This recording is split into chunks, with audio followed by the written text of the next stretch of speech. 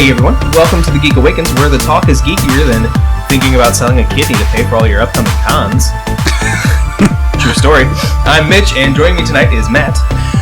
Hello. And Tabitha. I only have one kidney, so that's not going to work for me. And Lydia. You know, a lung might fetch you a little bit more on the black market.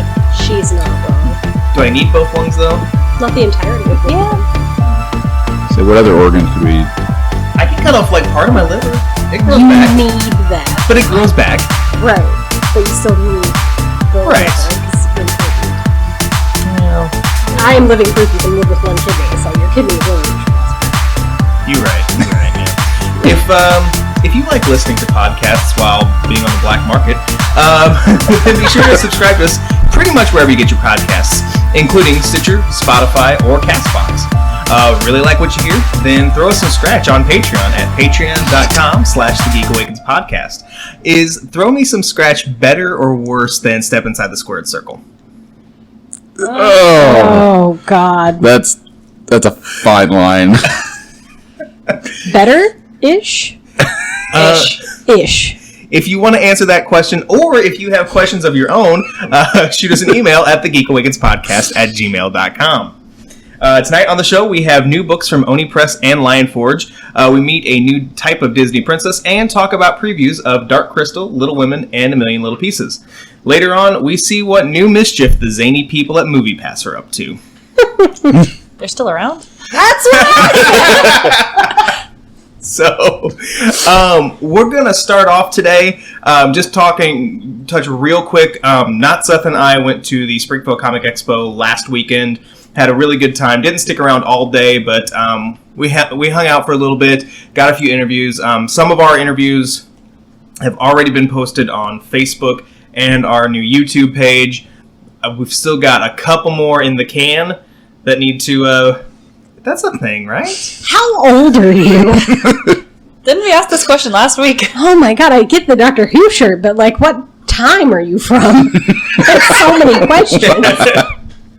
But anyway,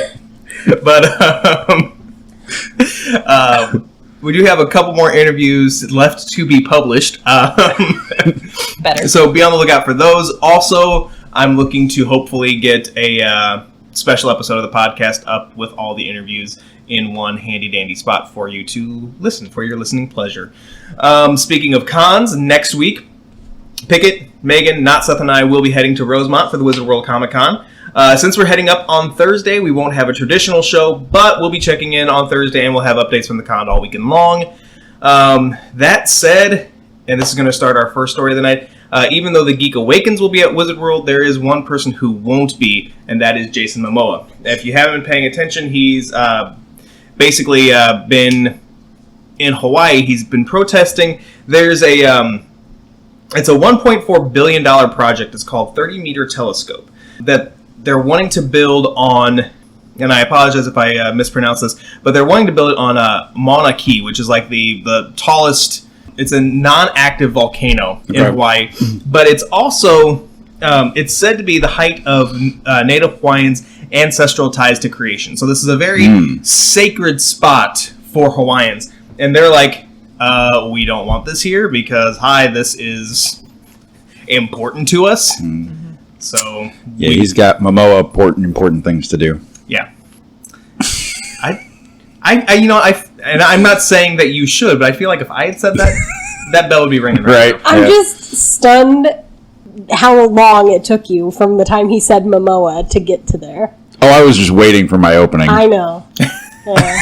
I'm not even mad at the planning. Jason has also said that he's not even starting production on Aquaman 2 while all this is going on. But production on Aquaman 2 wasn't supposed to start until 2020 anyway, so there's not a whole lot of concern on Warner Brothers' part because of this. It'll probably still happen on time. Also, Momoa's not alone. I mean, there have been tons of other protesters, but fellow Justice League star Ezra Miller has also joined him in the protests. So, excellent. I think it's cool. I mean, even if I don't, and I mean, obviously with this, I'm definitely on the Hawaiian side, but even if I didn't personally agree with, why Momoa was protesting or whatever, like, at least he's not like, oh, I just don't feel like going now. Like, Yeah. he's got a legitimate reason for not going, so, like, I gotta respect that. Yep. All right, so we got a couple of press releases. One was from Lionforge. If you go to see the Angry Birds movie 2, which this would be the only reason why I would go to see the Angry Birds movie 2, attached to that is a short film. It's called Hair Love. It's produced by Lionforge Animation. Oh, nice. Teaming with Sony, Sony Pictures, Columbia Pictures, and Rovio Animation. But it's a short film about an African American father learning to do his daughter's hair for the first time, not his father's hair for the first time. Although that would be awesome too. That would be completely different movie though. But yeah, learning to do his daughter's hair for the first time. It's directed by Matthew A. Cherry, Everett Downing Jr., and Bruce W. Smith. It's a collaboration with Sony Pictures. It was launched as a Kickstarter campaign in 2017. It had a fundraising goal of $75,000. It amassed nearly $300,000, and it's the most highly funded short film campaign in Kickstarter history. Awesome. Wow. Yeah. That's awesome. So, Hair Love also does feature the voice of Issa Rae. You might know her from Insecure, and she was also in a movie over the summer, like where her boss turns into a kid or something like that. I can't remember the name of it. But anyway, but she is the young girl's mother. So, like I said, get to Angry Birds Movie 2 early to check that out, or get to Angry Birds Movie 2 early to check that out and then leave. That's probably what I would do. Have you seen Angry Birds movie 1? No. Have you? No. Okay. I know Blake Shelton's in it. That's about Just all I to be real know. with you, I didn't know there was an Angry Birds movie franchise, so I learned something today. Hey. Thanks, The Mitch. more you know.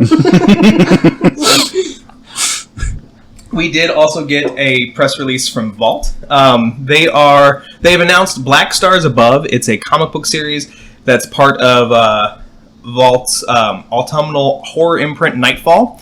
I'm just really glad that they used the word autumnal in that press release. I love that word. It's a great word.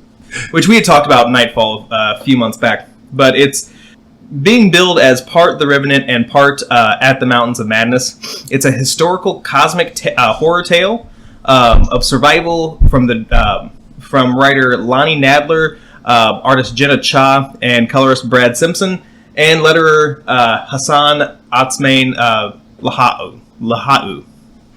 So yeah, it takes place in 1887. A young fur trapper flees her overbearing family only to get lost in a dreamlike winter wilderness that harbors a cosmic threat. I know we talked about this, but this looks cool. Yeah. It really does. Especially since it's in the wintertime. Really looking forward to this. Oh my god. I'm sorry. It's okay. No, you're not. I'm not. You're a liar. But it's alright. So yeah, so like I said, Nightfall, look for that later on this fall. So, I did also, this is the last little bit of comic news before we get into some previews, and then I promise you guys will be able to talk about some other stuff too. Oh, did you remember we were here? It's a one-man show. This is the Mitch Show. This is the Mitch Show. You know, whatever. It's fine. It's fine. Anyway, so there is a Kickstarter. It's for the HEK Treasury. It's an oversized deluxe collection of sci-fi, fantasy, and genre short stories. It's going to be presented in a large prestige format, hardcover, and it's going to have full-color art, trifold, like a trifold narrative poster, things like that. The reason why I'm bringing this up is because this is actually, these guys are based out of St. Louis. Nice. And in addition to this Kickstarter campaign, they are, last year, they bought a vintage Route 66 garage from like the early 1950s. Okay. That they are working on converting to the first full-time indie comic book studio in St. Louis. Oh. Yeah. That's really neat. The main goal, or like the one of the final goals or whatever for it, is to have a shared creative space for visiting writers and artists, among like other things. That part in itself is awesome. Yes. This treasury, it features stories from each of the three people who are behind this company. Matt Kent is writing The Great Mech Wars. It's 3 interconnecting 10-page chapters. It's featuring an old, sad war mech operated by a veteran on a fire watch duty, which connects to a murderous psycho, 2 bounty hunters, and a family on the run. Okie dokie then. Yeah. Marie Inger is writing about dystopian themes of bleak, fantastical, ruined worlds and great despair. And then Brian Hurt has his stories are about a future shaped by the excesses of genetic manipulation and mad science.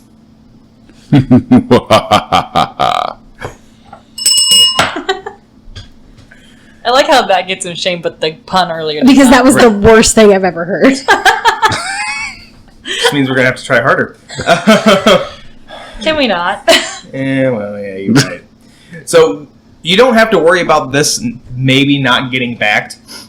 They've got 26 days to go on this Kickstarter. Their goal is $20,000. They've already hit $25,470 as of this recording. So, but hey, if you still want to back this and still get the perks of it, you still got a ways to go.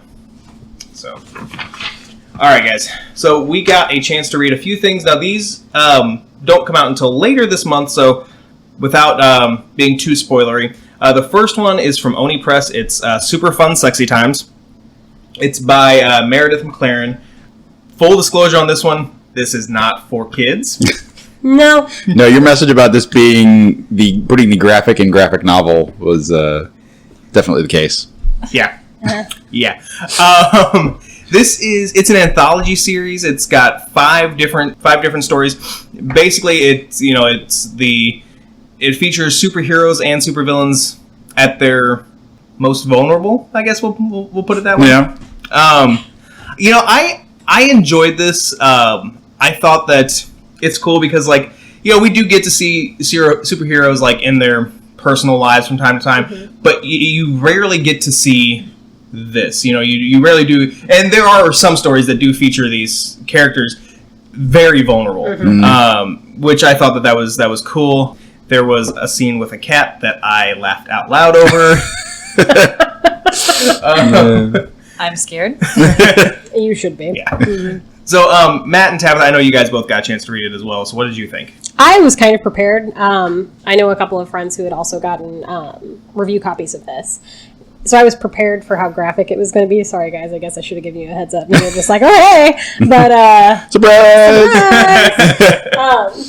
But I really enjoyed this. I liked the layout of it. Every little chapter was about a different superhero, whether it was at their home or on a mission, but it was something about them and their, for lack of a better term, just their sexuality. I thought that was incredible, and you don't see anything like that really floating around in the comic book world where it's so inclusive, and I really enjoyed this. Yeah. Going back to the layout for just a second now, and then I'm going to get your opinion. Probably the one major, I guess, complaint that I'm going to have with this, I thought it was really cool that they had a one-page description of each of the characters, but it was after the story. Yeah, I would have really appreciated that. Would have appreciated that more if I got that before the story. That way, I had a better understanding of who these characters were. But that's just me. Yeah. See, I like the fact that came after, because then I wasn't distracted by what their powers should be, or if they had not necessarily that they did, or have a group affiliation that we would know. But those were things that you weren't essentially distracted by when you read the story. You were focused on the characters and their interaction, and how they got along with each other. So for me, I think that worked better actually being at the end of each one. Okay, that's fair. Overall, what did you think? I liked it. I really liked the art style. It wasn't too, I don't know. It was one of those things. The topic could have gone very, I don't know, stark as far as art, or could have gone very detailed. It was kind of somewhere in the middle, which I think played well for what it was going with. But I liked the diversity of the types of stories and the characters that were involved. I really enjoyed that. Yeah, and that was the cool thing about it too. Yeah, I mean, it was very diverse, very inclusive. All different body types, body shapes. Mm-hmm. Yep. Not even all necessarily humanoid, But yeah. So, super fun, sexy times. It comes out comic shops and bookstores on August 21st. Also coming out on August 21st is Debian Perl Digital Detective, The Memory Thief. It's from Lionforge. I really like this one, and this one is for all ages. So, but basically, this centers on this technomancer named Debian, who is trying to figure out what happened to this robot's memory. It's really cool because this book teaches you about coding. It teaches you about how computers work and things like that, which somebody like me who like, does it turn on? Can I get to Facebook? Like, if a computer can do those two things, like, I'm okay. But yeah, so for somebody like me, it's cool to kind of see that. Matt, I know you read it, and Lydia, you got a chance to read it as well. So, I did. Lydia, let's start with you. What did you think about it? I liked it overall. The art was a little hard to follow sometimes because it's so colorful. Sometimes things get lost for me. But overall, it's really cute. And I do like the coding part, but I feel like there was times I kind of drug on with it too long. It kind of lost interest for me right in the middle because it just went on with the coding part for so long that I stopped paying attention to what it was saying. Yeah, I can see that, but I think that's kind of like coding in general, though, right? It's true. Absolutely. Because, like you said, it's good for people that don't know coding at all. I know, like, a little bit of HTML, so I kind of understood some of what was being said already. But it was really cool to kind of break it down and say, okay, if you want to do this, this is how this goes. And Raybot is just adorable, and I love that he talks in emojis. So Yeah. Raybot is my spirit animal. Yes. Matt, what did you think? I definitely appreciated that breakdown of the coding aspect because that is something that is super popular right now with kids. I mean, there's robots that you can buy, and you can teach the robot through an app. You can program through the app, and the robot will do different like simple gestures and things like that. So it hits on that, which is very popular right now with kids, which I think is awesome. My biggest thing with this was that I loved all of the little Easter eggs that were in this. And there were a few in particular that I caught. One of my favorites was the arcade where they meet Raybot is Flynn's, which is straight out of Tron, which there's a few of those scattered throughout, and I actually bookmarked those pages because I thought that was really awesome how they paid homage to some of those things, technologically that, did that. But I do kind of have to agree with Lydia that some of that coding, as I understood the point of it, it did kind of drag some. Yeah. And the art was a little, I really enjoyed it. I think it fit, but it did get a little busy at times. Yeah. And I think for me, it got busiest, like, just kind of at the beginning. Like, once I kind of understood what was going on, then I was like, okay, I'm prepared now. I'm ready for it. But yeah, so Debian Perl Digital Detective, it comes out in comic shops August 21st, and will hit bookstores September 3rd. Last thing that I want to talk about tonight is Stay. It's also from Lionforge. This one will be in comic shops on August 27th. This is the story of engaged couple, and the guy dies.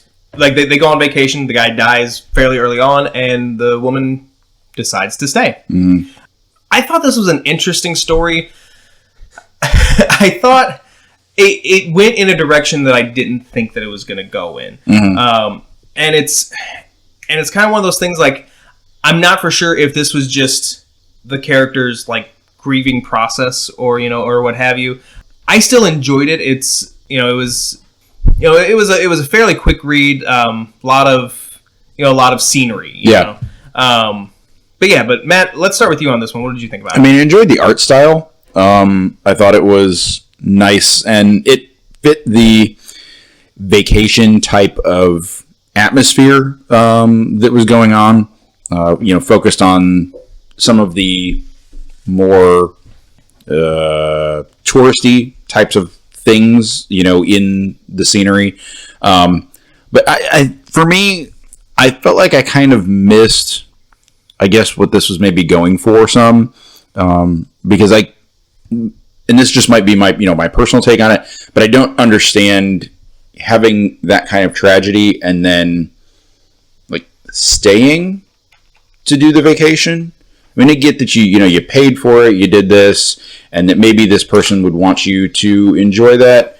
And maybe, yeah, it is part of the grieving process. But for me, that just didn't seem, I don't know. I kind of lost me at that point. Okay. So, Tabitha, what did you think? Keep in mind, this is translated from the French.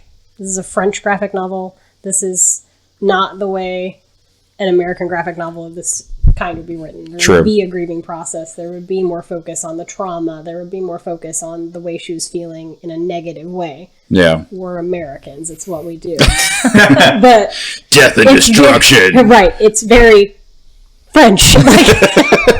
I almost wish we had gotten a copy of this that wasn't translated, because there were scenes that I was reading that I could see that there was something completely lost in the translation of what was actually happening versus the way that it was being spoken about. I hated this art style with the passion of 10,000 Burning Suns, but I loved the story. So it kind of like left me in a weird spot because I literally got to page 2 and let out an expletive and didn't know if I was going to be able to continue reading it. And it was just from the traumatic event that does happen at the beginning of the story. But I really liked the way she interacted with the other people that were around her. And I don't think it was so much her grieving process, just as her general reaction to this awful event. Like, I don't think she was grieving. I think she's in shock. And what do you do when you're in shock? You shut down. Like, this was her being completely shut down out of her comfort zone. Mm-hmm. That's all it was. Yeah. And you're absolutely right. And that's kind of like, that's what I was looking for when I said grieving process. I knew that wasn't right, but I couldn't think of the right word. It's very rare that I think of the right words to say. So I just let 90s references take the... And that's how you get in trouble. Ding, ding, ding, ding, ding. That was not a shame, though, by the way. So Stay, like I said, comes out on August 27th. Let's go ahead and talk about some gut reaction. And Matt, we're going to start with you and Little Women. So we got a new Little Women trailer. I am not going to lie. I've never read the book. I have not seen the original movie. I know. They fall off your chairs. But we're not talking about Lilo and Stitch. I wasn't even here for that, and I get that reference. Why am I friends with you again? We ask ourselves that every day, Lydia.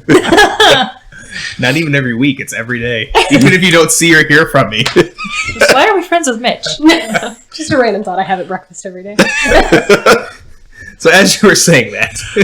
The trailer looks really interesting. I'm not the right person to give a description on this because, like I said, I haven't read it. So story-wise, I'm not super familiar. But it looks like it's going to be interesting, but I'm going to go thumb sideways. Yeah, I'm kind of in the same boat that you are. I'm going to give it a thumb sideways. I don't think this movie is for me personally. I can almost guarantee it's not going to be something that I see in the theaters. But then that said, I mean, I don't think that there's anything wrong with it. It's not like it was Transformers or Little Women directed by Michael Bay. I mean, it's not that's not why it's not for me. I just I don't know, just meh. But yeah, I mean, I thought it was a fine trailer. I'm sure it'll be a fine movie. But yeah, Lydia. Hey, I'm gonna break the trend. I'm gonna go thumbs up because, granted, I haven't read the book all the way through. I've read bits and pieces, so I know enough about the story to get me by. But there were several parts of the trailer that I just really loved, so I wanted to see it in its entirety. Tabitha. I was super nervous when they announced that this was going to be a thing. I have read Little Women enough times for everybody at this table, times 4. I used to read it every year at Christmas. It was my Christmas book.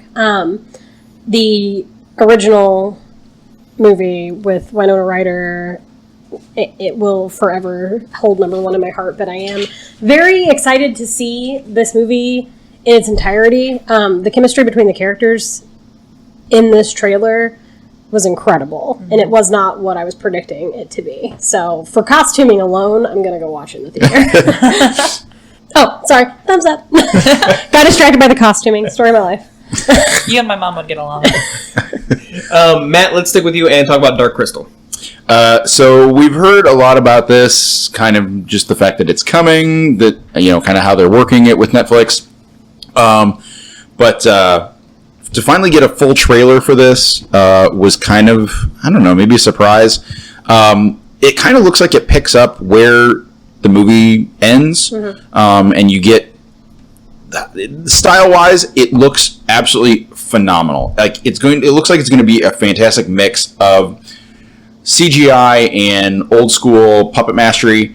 I grew up loving the Dark Crystal and watching this, so I am super excited now, especially having seen this trailer, to see how this story carries on. So thumbs up.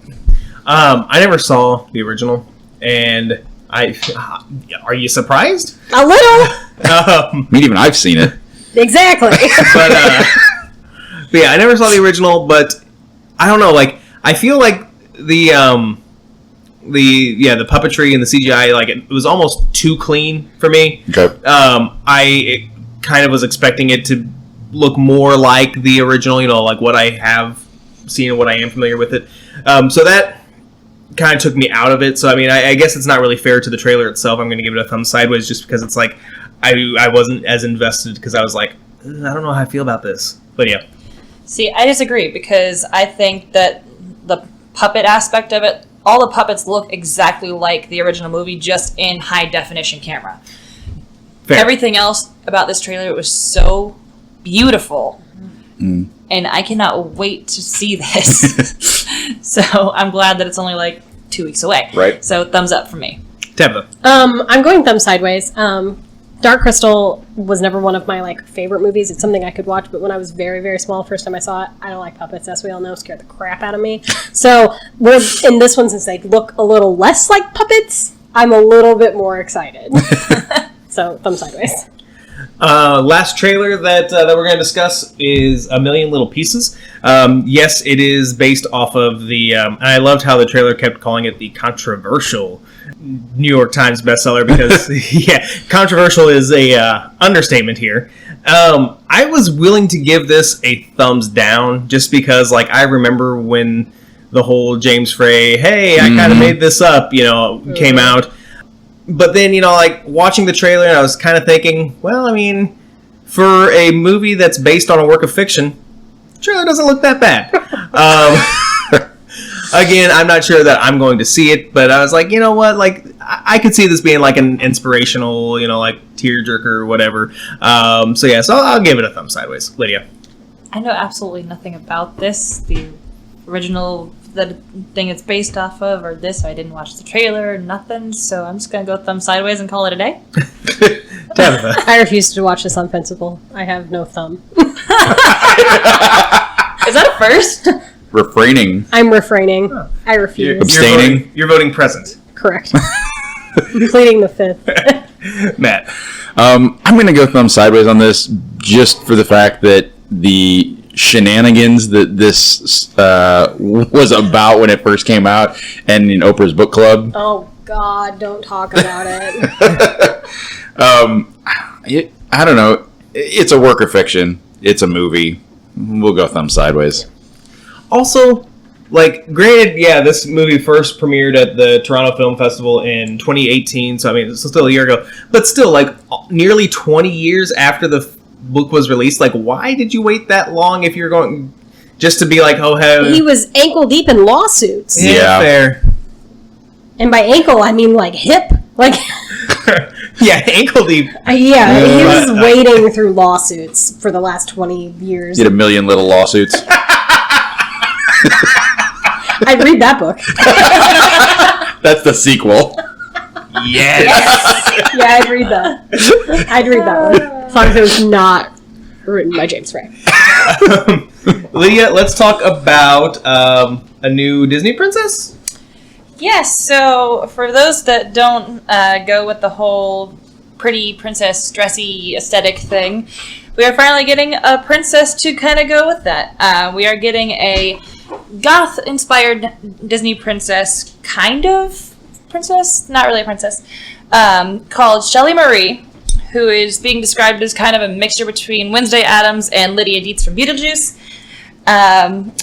She is different, though, because she's not going to be in a movie. She is being debuted for the Disney theme parks for their Halloween thing. Halloween Nights or whatever. Yeah, that. 30 Nights of Horror. It's No. Disney. Do they do Are you horror? talking about Mickey's Not So Scary Halloween Party? That sounds right. Ish. Something like that. She will make her official debut during Disneyland's Halloween-inspired water and light show called Villainous. There we go. It will begin on September 17th.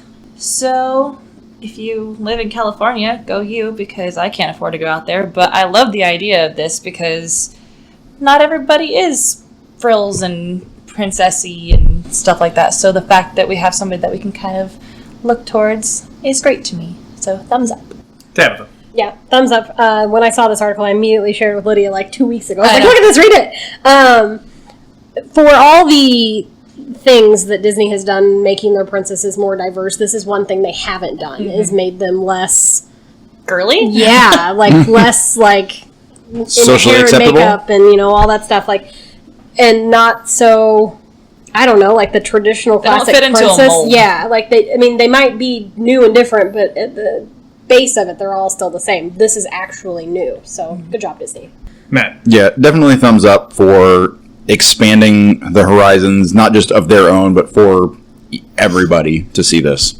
I'm gonna go thumb sideways on this one only because they may change it. I mean, we may get a movie or TV show or whatever based on this character, but as of right now, I mean, yeah, there is a very small segment of the Disney watching population that is going to experience this character. So, Tabitha, let's go to Bly Manor. So evidently, The Haunting of Bly Manor is going to make me pee my pants because Mike Flanagan, the director of The Haunting of Hill House that was on Netflix last year, has said that this is going to be much scarier. This is the second season of the TV show, and this one's going to be based on Henry James's The Turn of the Screw. It takes place at an old country mansion and isn't an adaptation of the story, but will be borrowing elements, kind of like they did for season 1 with Shirley Jackson's The Haunting of Hill House. I got to the end of this article, actually, and realized that someone I know's husband wrote this article, and they just got married. So, Danny and Wolfman, congratulations on your nuptials that just happened. But thumbs up for the fact that it's going to scare me, but thumbs down because I'm going to not sleep for a week. Matt. Definitely thumbs up for this because season 1 was creepy and had some scary moments. But if you can turn it up a notch, I'm all for that. I'm ready to read The Turn of the Screw, so I have some basis for this coming when it comes out. But yeah, definitely thumbs up on being scarier. Yeah, same. Thumbs up. I never saw the season 1, but hey, if you're gonna be like, hey, yeah, we're gonna make it worse on you, then cool. Lydia. Yeah, this is another one of those things on my never-ending list of I need to watch this. But yeah, thumbs up for making things more scary and making me want to watch yet another thing that I have no time to watch. Tabitha, let's talk about Tom Holland's dad. So, Spider-Man's dad is salty. Tom Holland's dad is evidently a comedian, like a somewhat famous comedian in the UK. Oh. Dominic has now written a book, which he actually wrote in 2013. It's just now surfaced because of the internet, called Eclipse, discussing how he's been upstaged by his kid. Like I said, this was discovered, ironic that it's right. This has been discovered by the internet, even though it's been out there for this many years. People at first saw it and they were like, "How rude! Oh my god! Like, can you imagine your dad like shaming you?" And then people realized that Tom wrote the foreword and he's like all about it. And this might be the only Spider-Man item that I would allow in my house. So thumbs sideways. I can't go full thumbs up on anything Spider-Man. I'm sorry. Matt. I think this sounds awesome, especially considering that Tom wrote the foreword for this, and that his dad is essentially salty that his son has upstaged him. But you know, as a parent, I think in some ways that's what you always want for your kid, like to be bigger and better than you are. So kudos to his dad for taking the tongue-in-cheek approach to this. Yeah, definitely thumbs up. Yeah, this definitely sounds like it'd be a fun read. Lydia. Thumbs up. That's just hilarious. Tabitha, we're going to stick with books and go talk about J.D. Salinger. So you did literally all the talking. Now you're making me do literally all the talking. Yeah, is that your plan? Okay. No answer. Do some more talking.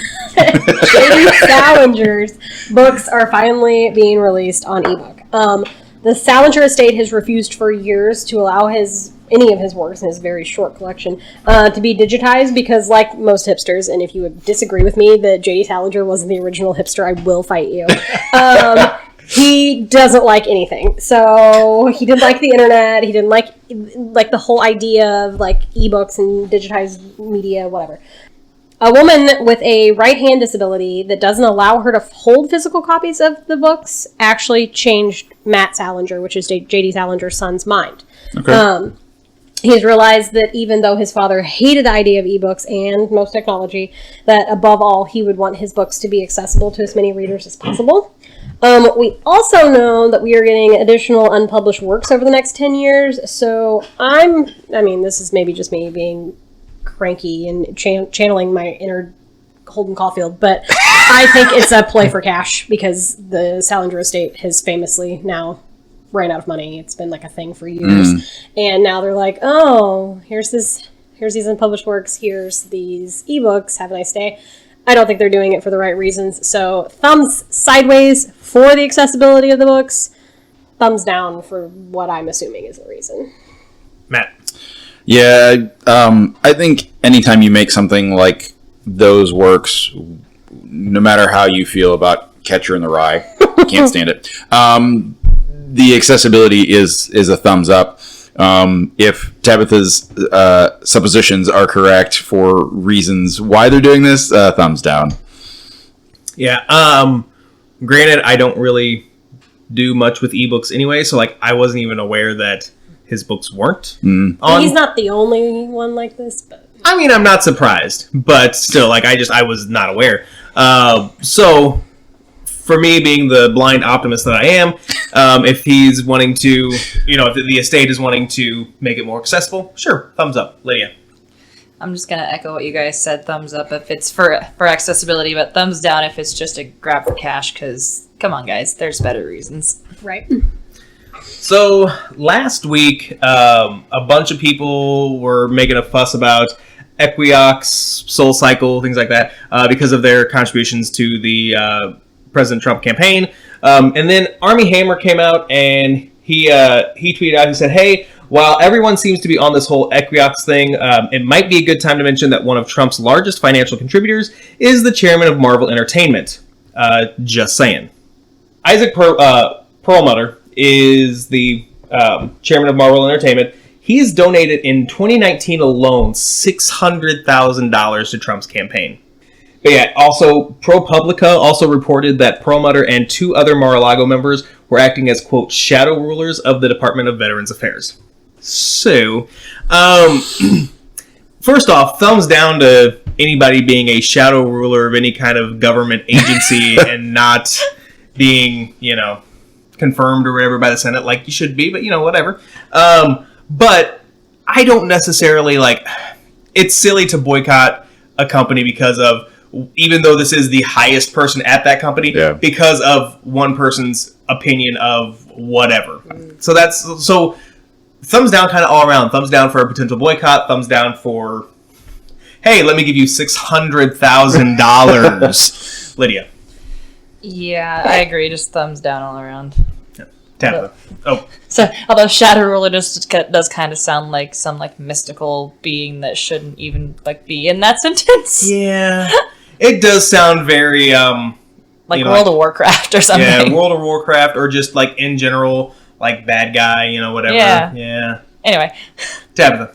Part 1, how do I become a shadow ruler of literally anything? Part 2, if he's got an extra $600,000, he should be able to hire a better speechwriter. Part 3, I don't think you can fault someone for essentially what they're doing in their time off with their own money that they've garnered by their own business practice for doing anything. Also, can we talk about what Peter Parker, Armie Hammer, is turning into? He's just back there stirring the pot. Anything happens, Armie Hammer's like, hey guys, did you forget about me? I was in a movie one time. Pot stirring. So, thumbs down for just the whole thing. Matt. I just pretty much have to echo everybody's sentiments. Yeah, thumbs down for the whole thing.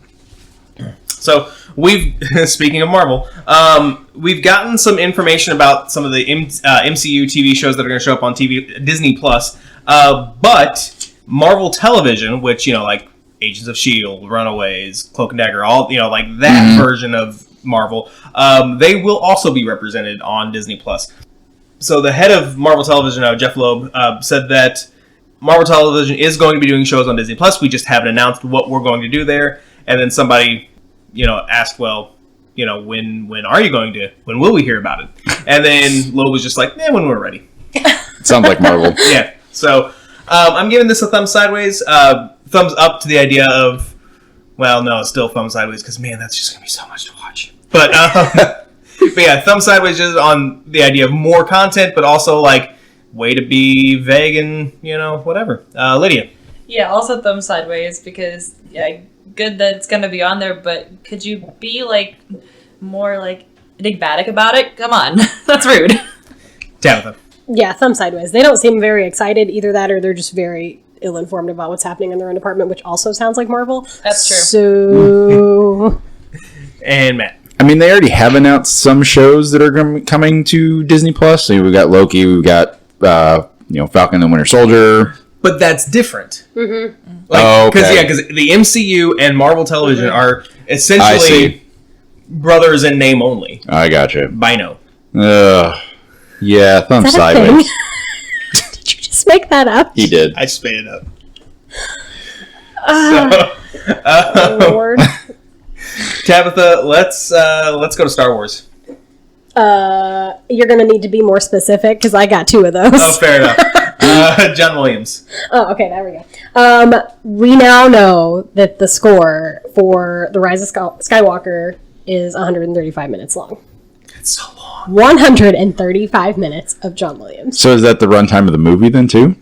I'm assuming not, because he says he's using every theme he has ever written for the saga. And as we know, things repeat, yeah, obviously, because that's how scores work. And so it's at least going to be 2 hours and 15 minutes long, and bare minimum, because 135 minutes. There's going to be new music, and all the old stuff. This is basically going to be a greatest hits volume 1 of John Williams' Star Wars saga music. I am down. Thumbs up. Matt. Definitely a huge thumbs up for this, because that has been one of my favorite parts about, whether you love or hate prequels, 7, 8, 9, the original trilogy, whatever, the inclusion of hints of those themes throughout everything that John Williams has done for Star Wars has been one of my favorite parts. To sit there in the theater and see something and hear remnants of an old theme coming through in the undertones or in the background, absolutely love that. So this is probably going to be the last thing that John Williams ever does. It's going to be phenomenal. Thumbs up all the way. Yeah. I was originally going to give this a thumb sideways because, I was thinking, just reading over this, I was like, man, this is probably going to be, if it's not the last thing that John Williams does, period, it's probably going to be the last time we hear John Williams in a Star Wars movie. Mm-hmm. But if this means that we get to hear Cantina Song in episode 9... He said everything? Thumbs up. Lydia. 135 minutes, good lord, how much did you pay these orchestra people? Because that's a long time to sit and record music. But I mean, John Williams is awesome, so thumbs up. My only question is there going to be any dialogue in this movie? Because that's a lot of music, y'all. It's going to be a space opera. A musical space opera version of Star Wars? Yes. If I had $600,000, that's what it would be going to. Let's make more people on the internet angry. Doesn't take much. No. So, Greg Capullo announced that he has re-signed with DC, and that he is also going to work with Scott Snyder on what he's calling our, quote, our biggest adventure yet. Thumbs up. Anything with those two, I mean, after their run with Batman, anything with those two, yes, sign me up, even if it's Aquaman. Lydia. Yeah, sure, thumbs up. Tabitha. Thumbs up. Matt. Absolutely thumbs up. That was the run that really sold me on Batman. Mm-hmm. To close out gut reaction, Matt, let's talk about Lucky Charms. So the best part of Lucky Charms has always been and always will be the marshmallows. Now, starting this month, you can get 7-ounce bags of just the marshmallows all over the country in all sorts of stores for $1.50. This is not a limited time offer. They are coming from jet puffed marshmallows, all the classic shapes. So many thumbs up. I will eat an entire bowl of just the marshmallows and milk. I am going to give this a thumb sideways because looking at the picture, it looks like they're actual marshmallows and not like the hard, crunchy, they get a little bit softer once you put them in milk marshmallows that come in the Lucky Charms box. That's what I want. I don't want like puffy marshmallows that, let's be honest, they all taste the same anyway. So like, I don't know. If it's that, thumbs down. If it's what I want, thumbs up. I love that I can just buy a thing of Lucky Charms marshmallows, but I agree with you. They need to be the hard ones. But I just love how enthusiastic you are over this bag of marshmallows. Thumbs up if I didn't say that. Thumbs up for your enthusiasm Yes. alone. Like, wow, I'm impressed. It's rare that you get so emotive. It's new for you. Who took marshmallows? Right? Who knew? Kids cereal. Sugar. Yes! Huge thumbs up for this anyway. Like, arguably the best part of Lucky Charms is not just the marshmallows, but the marshmallow milk at the end. Yes. Oh, yeah. Where you could, like, drink the marshmallow with, like, sugar milk, water, pesticides or something. I don't know. But thumbs up. So we've got time for a couple more stories. Tabitha, I want to talk about MoviePass first. Oh, good. Did you guys know that MoviePass is still around? Because I did not until I got an email. It's trying to die. Or it's trying to not die? It's trying to not die again. With dubious ways. Yeah, and just the worst. These people are just the worst. Like, this is like the Fire Festival, like, version of the world. I can't with MoviePass anymore. They disabled the feature on their app where people could log in because people were canceling, and this way they couldn't cancel. That's so dirty and underhanded. They changed your password and didn't tell you, so you couldn't cancel without jumping through 30 hoops. Like, who's running this company? Dr. Evil? Like, I don't understand. So they've shut down again because, now they've violated FCC regulations because you literally cannot do that. I was going to say, like, how can you legally do that? Can't. You can't. You cannot. So they shut down again. I didn't know they were still up, but I got an email saying they were coming back, so that's how I found out. Guess who's back? Back again. Shady's back. Like, who does this? MoviePass, apparently. Oh my god. They're just drowning, and they're like, look at me! Oh no, just kidding. Like somebody throws them a rope, and they're like, ah! And it's bad. I can't. I just want to know, like, how many people signed off on that idea? Like, oh yeah, that's a good idea. Let's change the password. I feel like it was one dude that was like, hit button. Yeah. Like nobody is gonna realize that we changed their password. And also, like, what do they change them to? Right. Password 1. Password 1, 2, 3, 4. Exclamation point. Joke's on them. That was already my password. To be fair, it probably was mine too. For everything. Just kidding. And now I know how to get into literally everything Mitch owns. Yeah. Which isn't much. It's not. Hack into that Twitter account.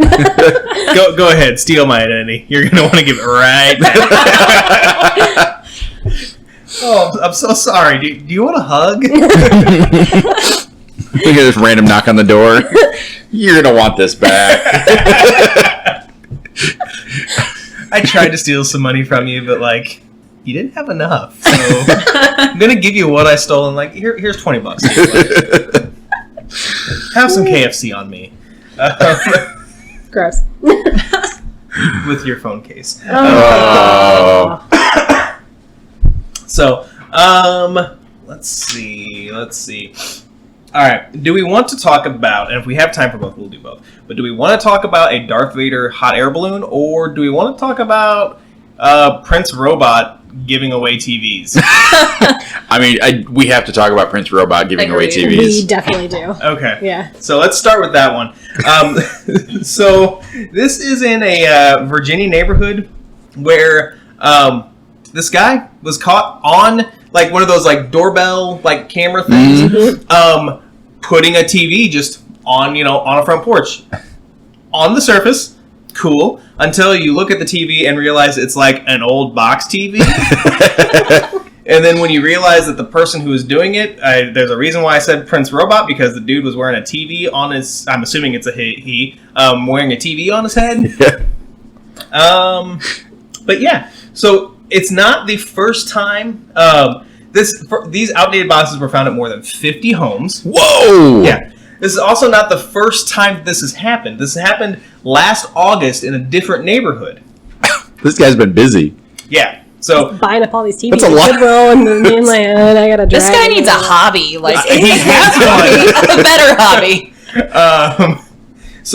Homeowner Jim Brooksbank is calling this guy the TV Santa Claus. Nope. So This didn't come down the chimney. Right?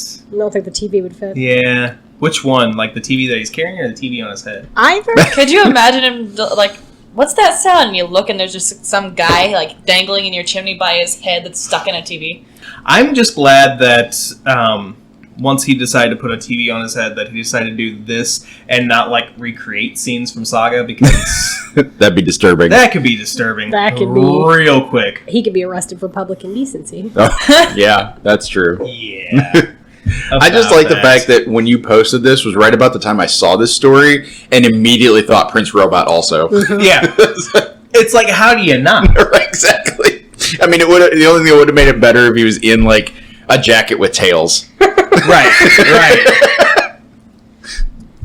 The worst part about it though is like this guy probably doesn't even know anything about Prince Robot. Probably not. Yeah. No, probably not. Someone should inform him. Maybe he'll get some tails. Maybe we should mail him some tails. Ooh. Yeah. You can sew. You can do that. I can't. I'll see what I can do. When you're not busy being the secretary. Yeah. Yeah.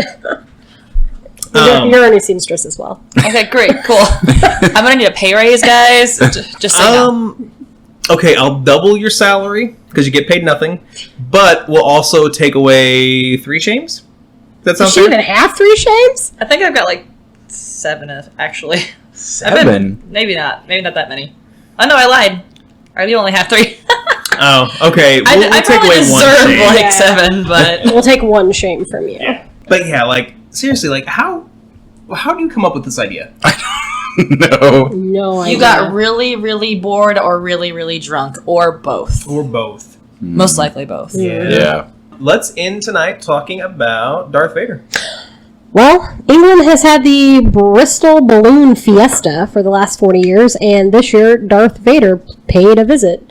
All of a sudden, up in the sky, amongst all of the pretty, super bright colored, cute little balloons, was a Darth Vader head. And of course, Mark Hamill got a hold of it and tweeted about it and said, after a horrible, no good, terrible week, there's nothing quite like a giant floating Darth Vader balloon to distract from reality and raise your spirits. #ThanksDad.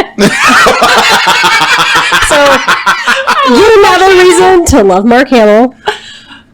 Also, can you imagine what these people were like, oh, look at all the pretty, oh, what's that? And, like, people were tweeting about it, like, he was like, it looks like Darth Vader's attacking the balloons. The way he was facing. And this is incredible. That's no bamoon. Are we done? Can we go home? You had a date. I do. I have a date. Oh, I gotta get funnel cake. I'm sorry. Are you jealous of my funnel cake? I am. I don't know what to tell you. You live 2 seconds from the fair. Walk over there and get one. It's not okay. First off, walking over the fair is not going to be 2 seconds. Okay. It's probably like at least like a 30-minute walk. Then I have to pay to get into the fair to buy the funnel cake. Well, just pay someone at the door $3 to go get you a funnel cake, and then you save yourself $2. You think getting into the fair is $2? No, but it's $5. And if you give them $3, you've now saved $2. Oh, I thought it was the $3 for the funnel cake. I'll make you No. a deal. You drive me over there. You drop me off at the gate. I'll run in, I'll grab us some funnel cakes, and then you drive us back. Have you done traffic around the fairgrounds? Exactly. That's why you're driving and I'm going to get the funnel cakes. For me, it's all about a corn dog and a lemon shake up anyway. Don't say corn dog. Corn dog, corn dog, corn dog, corn dog. No, you're not going to the fair. Oh yeah. The fair is her new home. I live there now, evidently. Unlimited funnel cakes. You guys will need to roll me out of there. You'll see her manning the game where you pick up a rubber duck. Oh my god, we were talking about that game at work today. What are the odds? I hadn't thought about that game in years. So you have to play it now. It's brought up in conversation twice in one day. I feel like I'm gonna have nightmares about rubber ducks now. Rubber ducky. Don't start, Lydia. That's That Quackers. game's still there. Yes. Stop it. She's going to quack up, and it's going to be your fault. So that's...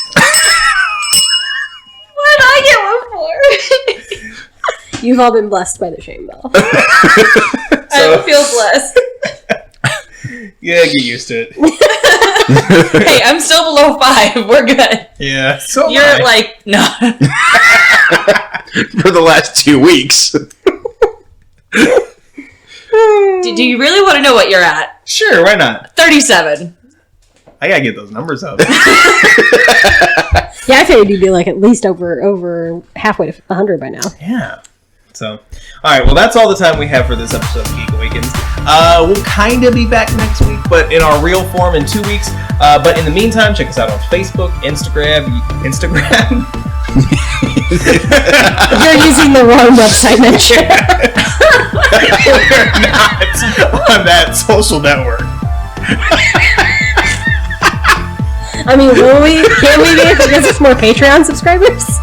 If it gives us more money, sure. Why not? Instagram, YouTube, and Twitter, where we'll be posting news and grabs throughout the week. While you're there, give us some feedback and tell us what cool stuff we're missing out on. From all of us at Geek Awakens, thanks for listening, and we hope you'll be back. Everybody, say bye. Bye.